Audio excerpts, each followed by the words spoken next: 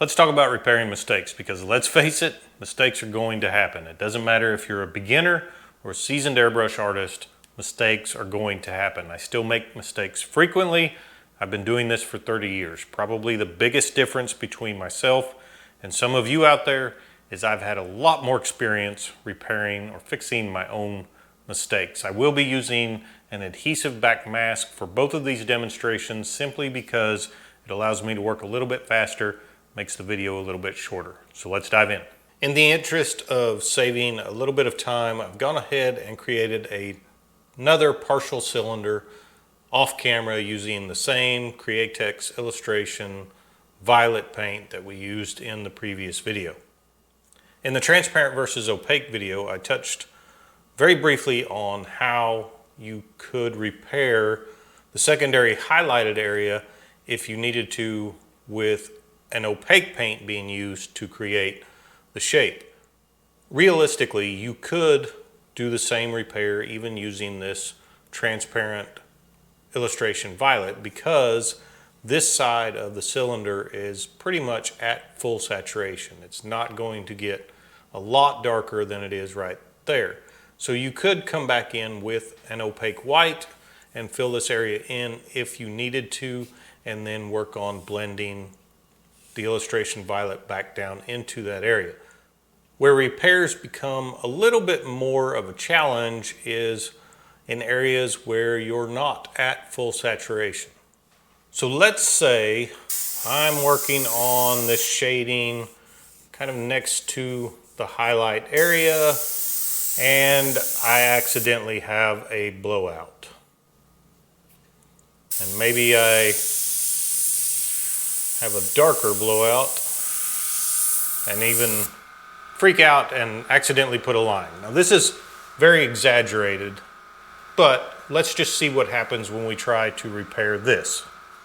So I've rinsed out my airbrush off camera, and now I have wicked opaque white reduced about 2:1, 2 parts paint to 1 part 4011 reducer in the brush. So I'm going to come in and see if I can cover up my mistake with this white paint. I'll build it up slowly.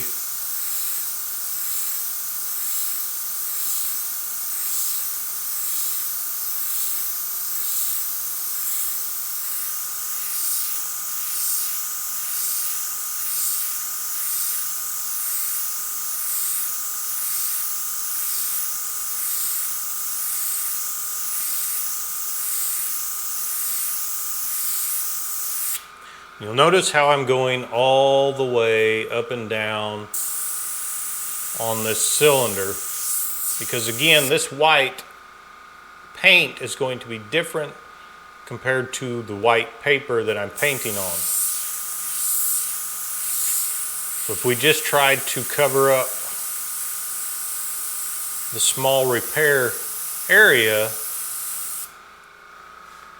the highlight is not going to match anywhere else because the paper color is different than the paint color.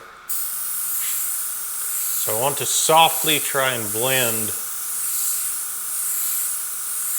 this all the way up and down.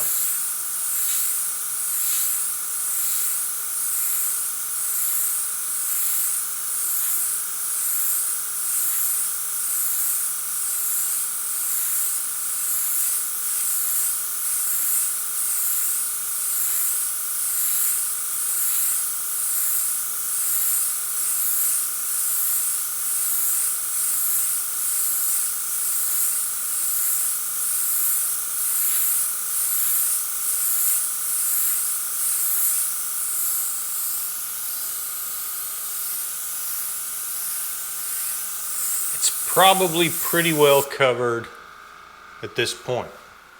There's also quite a bit of overspray around that area, so it's not a bad idea to take a paper towel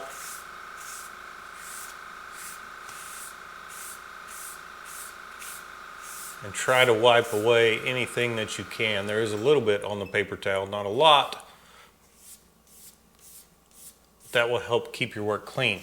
And notice how I have a very nice faded edge on both sides of that repair. I've gone back to the illustration violet. So now I'm going to try and blend the violet back into the opaque white.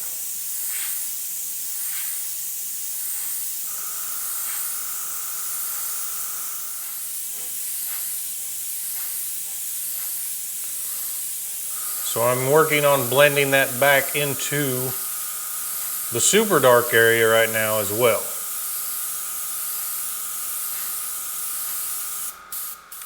I'll do the same thing on the other side. Blending this violet back into that repaired area.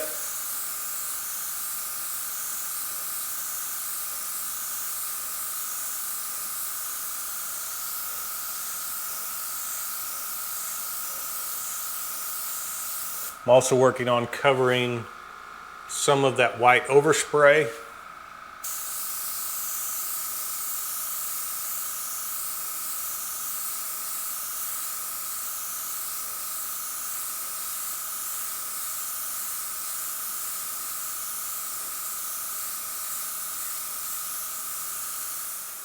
That's pretty good. I would need to come back down at the bottom and reestablish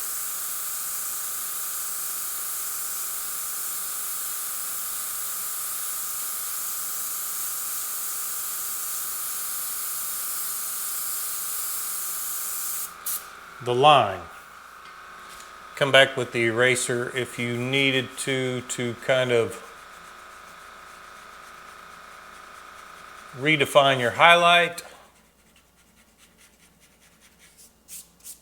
You know what? I think I'll try a softer eraser like I talked about in the previous video. This is another pencil eraser, but this is a soft pink eraser. This is the equivalent of an eraser you would find on the end of a regular number 2 pencil. It won't erase as aggressively as that other eraser. As you can see, and when you're working on a repair like we are right now, you also want to probably use something that is not as aggressive because we have white paint underneath this now. You don't want to be too aggressive and erase through the white paint back into the paper.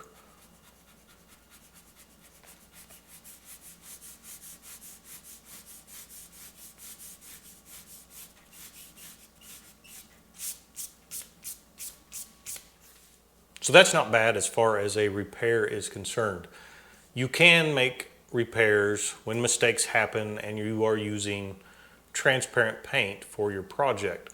The downside and what you want to be aware of is things are going to get darker. It is now darker on the right side of the repair and the left side of the repair. I would prefer that it was a little bit lighter. It's not a huge factor on something like this, but it can become a problem depending on what you are actually painting. I think that may become even more evident if I remove the mask around this.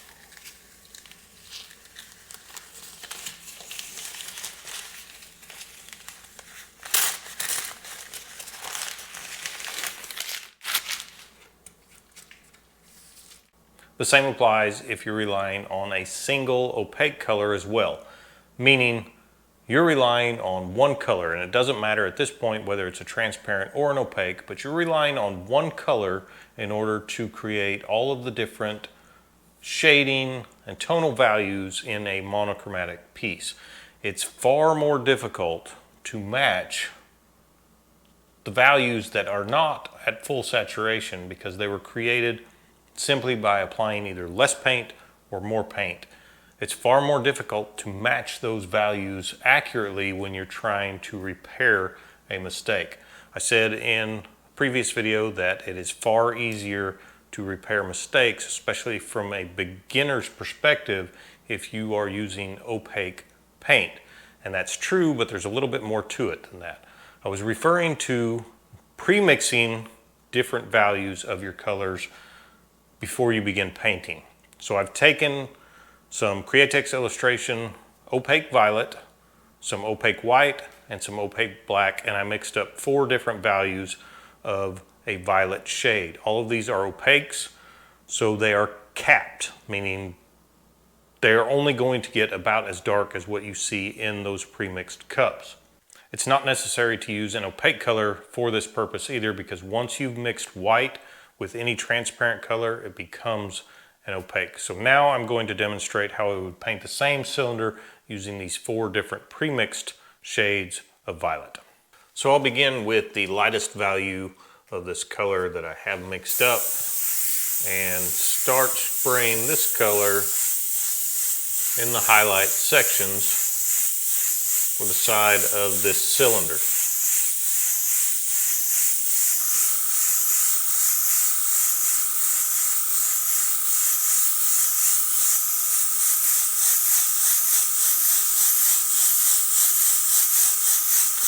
Now, because this is a mixed opaque color, it has a lot of white mixed into this violet. So regardless of how much paint I actually put on the surface, that's as dark as this color is going to get.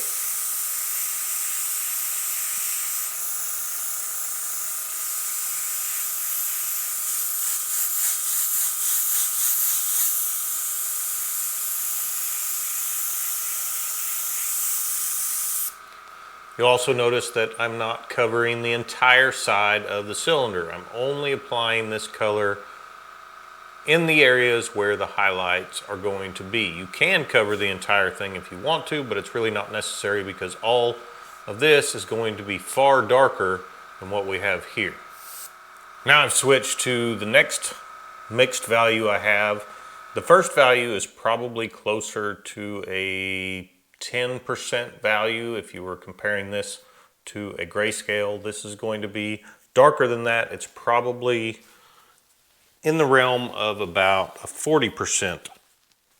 And I like to work from light to dark most of the time because it helps to avoid color shifts. So now, the slightly darker mix of this color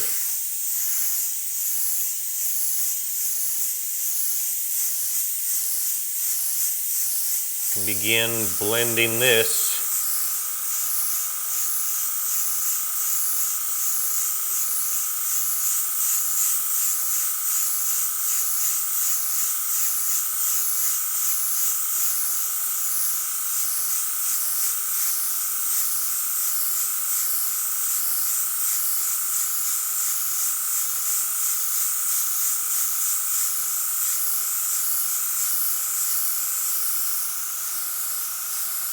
in the areas where it's needed.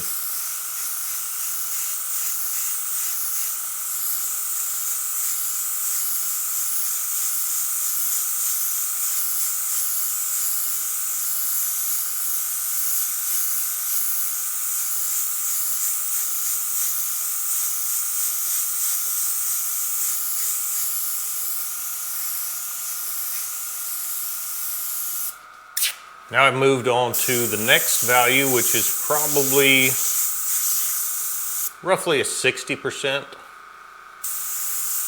And we'll do the same thing. Begin blending this into what we already have so that we have the lighter areas moving into the darker areas.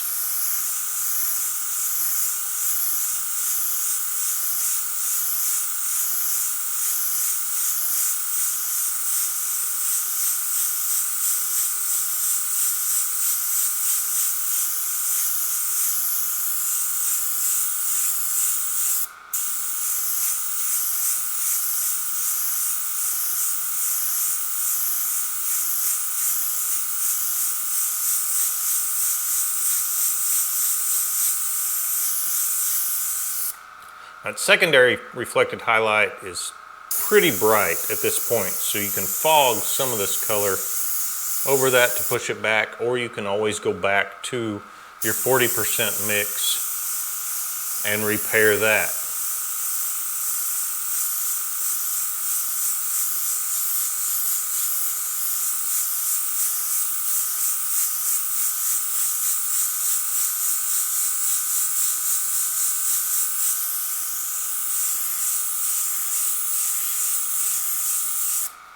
Once again, I haven't painted everything. This corner is still very light because that's going to be our darkest shade of color. You can paint that if you want to, but it's really not necessary.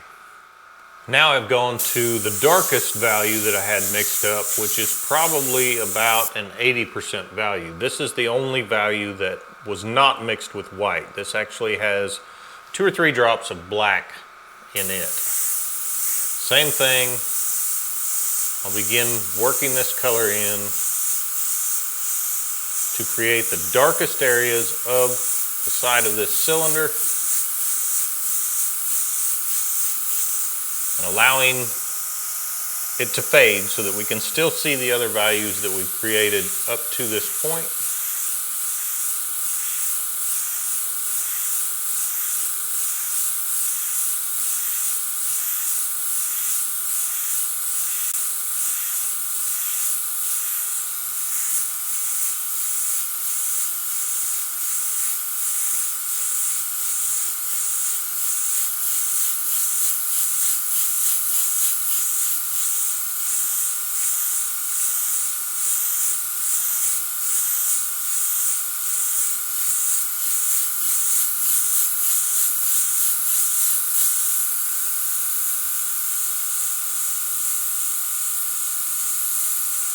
Drying it when you need to.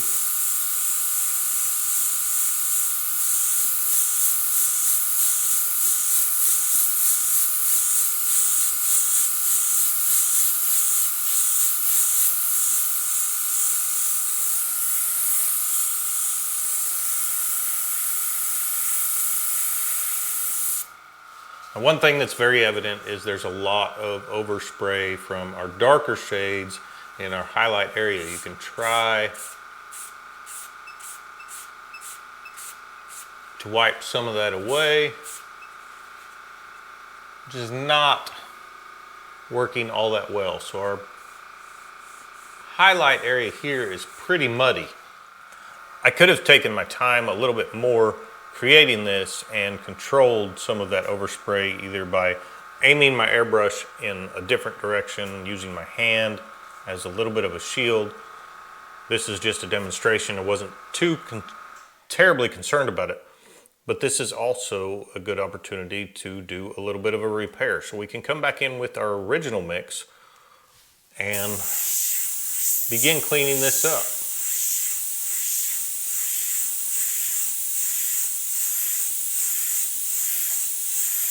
So the benefit to using these mixed values of this color, or these colors, is the fact that you're not trying to match something based on how many layers of paint you applied. You can perfectly match these colors again because you already have them mixed up.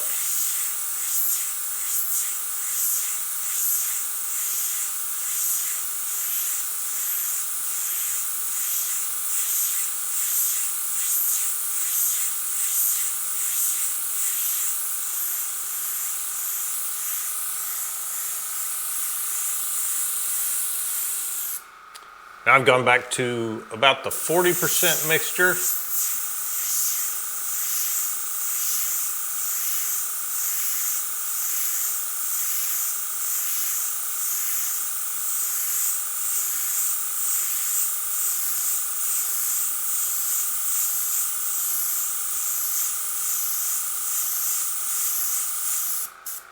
Now on to the 60% mixture.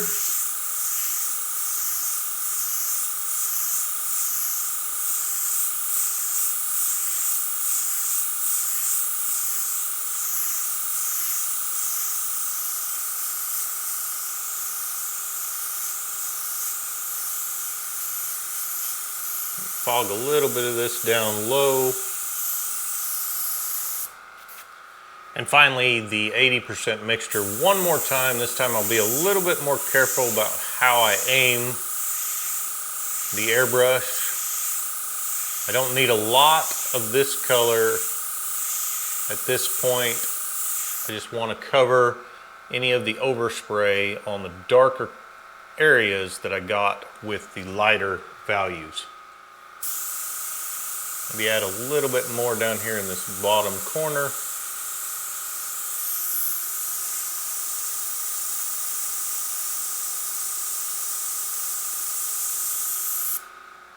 Now when you're using this method, we're applying quite a bit more paint onto the canvas compared to using just a single color. So the eraser may or may not be a good idea when it comes to coming back in to erase that final highlight.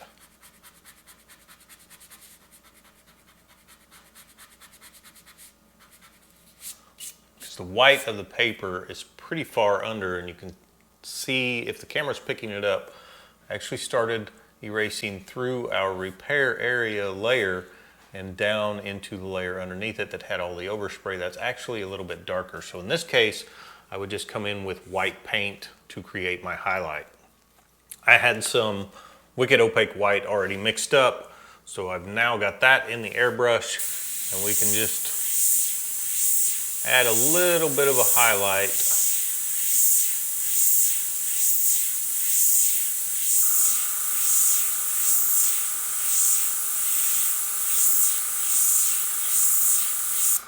A little bit brighter highlight to our cone, our cylinder.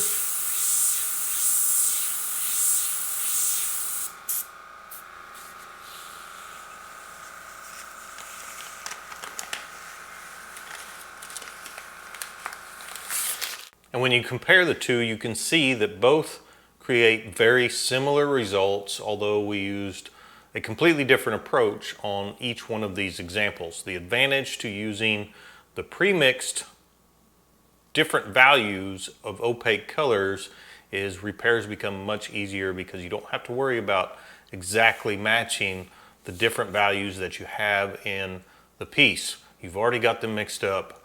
They are already matched. So using this method, you can push and pull your colors as many times as needed to achieve the desired effect. Whether you're doing a repair or you're just not happy with it and you decide to paint over it, and you are going to maintain the same tonal values in your colors regardless of how many times you redo it or fix a mistake. A lot easier compared to trying to maintain the same tonal values using a single color, whether it's a transparent or an opaque. I hope all of that makes sense. I hope you got something out of this. If you did, remember to like, subscribe, and share. As always, I'll leave links in the description below where you can get all of the products that were used in this video. They are affiliate links, so if you choose to make a purchase through one of those links, I do get a very small portion of that sale at no extra cost to you, which goes to support the channel. I greatly appreciate that. I'm Trevor with Wicked Art Studio. I'll see you all next time.